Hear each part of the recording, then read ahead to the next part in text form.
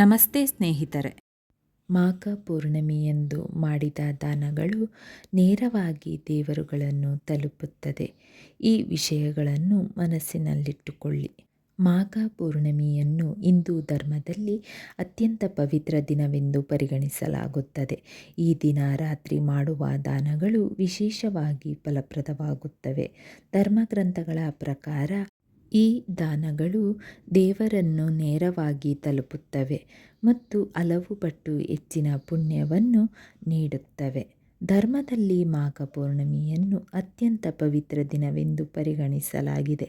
ಮಾಘ ಪೂರ್ಣಿಮೆ ಎಂದರೆ ಸ್ನಾನ ಮತ್ತು ಪೂಜೆ ಮಾತ್ರವಲ್ಲ, ಈ ದಿನ ದಾನ ಮಾಡುವುದು ಕೂಡ ಅತ್ಯಂತ ಫಲಪ್ರದ ಎಂದು ಪರಿಗಣಿಸಲಾಗುತ್ತದೆ. ಧರ್ಮಗ್ರಂಥಗಳ ಪ್ರಕಾರ ಮಾಘ ಪೂರ್ಣಿಮೆಯ ರಾತ್ರಿ ಮಾಡುವ ದಾನಗಳು ಸಾಮಾನ್ಯ ದಿನಗಳಲ್ಲಿ ಮಾಡುವ ದಾನಗಳಿಗಿಂತ ಹಲವು ಪಟ್ಟು ಹೆಚ್ಚಿನ ಪುಣ್ಯವನ್ನು ನೀಡುತ್ತದೆ. ಇದು ಹಿಂದಿನ ಜನ್ಮಗಳಲ್ಲಿ ಮಾಡಿದ ಪಾಪಗಳು ಮತ್ತು ಕೆಟ್ಟ ಕಾರ್ಯಗಳ ಪರಿಣಾಮಗಳನ್ನು ಕಡಿಮೆ ಮಾಡುತ್ತದೆ. ಈ ದಾನವು ದೇವರುಗಳನ್ನು ನೇರವಾಗಿ ತಲುಪುತ್ತದೆ ಮತ್ತು ವ್ಯಕ್ತಿಯ ಪಾಪಗಳನ್ನು ನಾಶಪಡಿಸುತ್ತದೆ ಎಂದು ನಂಬಲಾಗಿದೆ.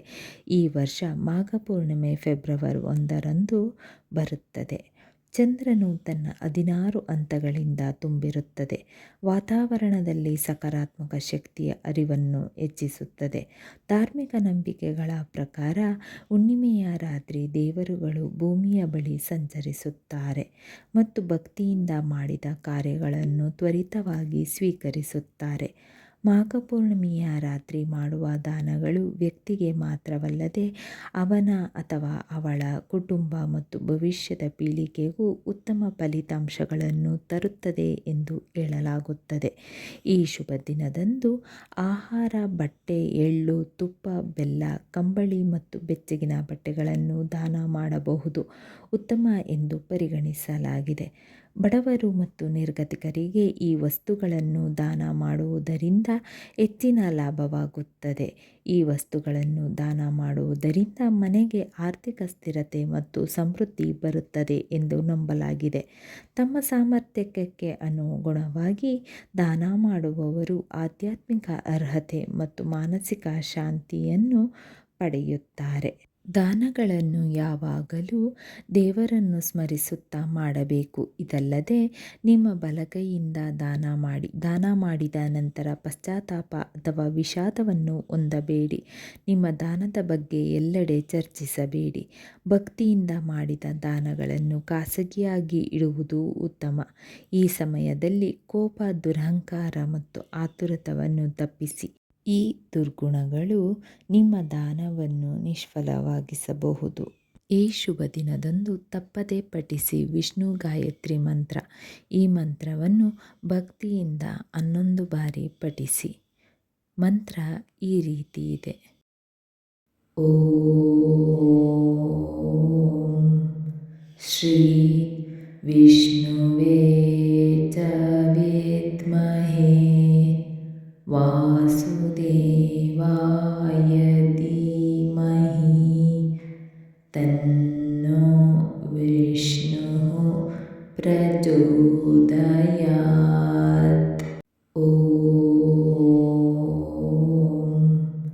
ಶ್ರೀ ವಿಷ್ಣುವೇ ಚ ವಿದ್ಮಹೇ ವಾಸುದೇವಾಯ ಧೀಮಹಿ ತನ್ನೋ ವಿಷ್ಣುಃ ಪ್ರಚೋದಯಾತ್. ಓಂ ಶ್ರೀ ವಿಷ್ಣುವೇ ಚ ವಿದ್ಮಹೇ ವಾಸುದೇವಾಯ ಧೀಮಹಿ ತನ್ನೋ ವಿಷ್ಣುಃ ಪ್ರಚೋದಯಾತ್. ಓಂ ಶ್ರೀ ವಿಷ್ಣುವೇ ಚ ವಿದ್ಮಹೇ ವಾಸುದೇವಾಯ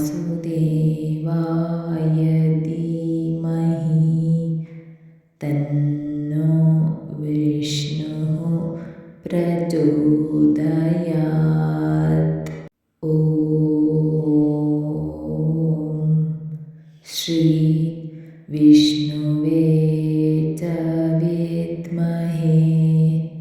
वासुदेवाय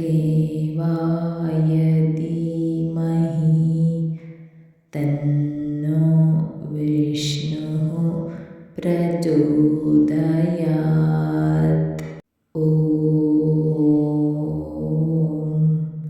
श्री विष्णुवे च विद्महे वासुदेवाय धीमहि तन्नो विष्णुः प्रचोदयात्। ॐ श्री विष्णुवे च विद्महे वासुदेवाय धीमहि तन्नो विष्णुः प्रचोदयात्। ॐ श्री विष्णुवे च विद्महे वासुदेवाय धीमहि तन्नो विष्णुः प्रचोदयात्। ॐ श्री विष्णुवे च विद्महे वासुदेवाय धीमहि तन्नो विष्णुः प्रचोदयात्। ॐ श्री विष्णुवे च विद्महे वासुदेवाय धीमहि तन्नो विष्णुः प्रचोदयात्। ॐ श्री विष्णुवे च विद्महे वासुदेवाय धीमहि तन्नो विष्णुः प्रचोदयात्। ॐ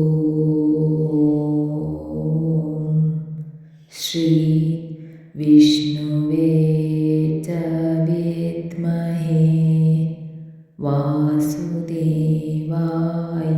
धीमहि तन्नो विष्णुः ಪ್ರಚೋದಯಾತ್. ಸ್ನೇಹಿತರೆ, ಈ ವಿಡಿಯೋ ಇಷ್ಟವಾದಲ್ಲಿ ಲೈಕ್, ಶೇರ್ ಆ್ಯಂಡ್ ಕಾಮೆಂಟ್ ಮಾಡಿ. ಮುಂದಿನ ವಿಡಿಯೋಸ್ಗಳಿಗಾಗಿ ಚಾನಲ್ ಅನ್ನು ಸಬ್ಸ್ಕ್ರೈಬ್ ಮಾಡಿ. ಧನ್ಯವಾದಗಳು.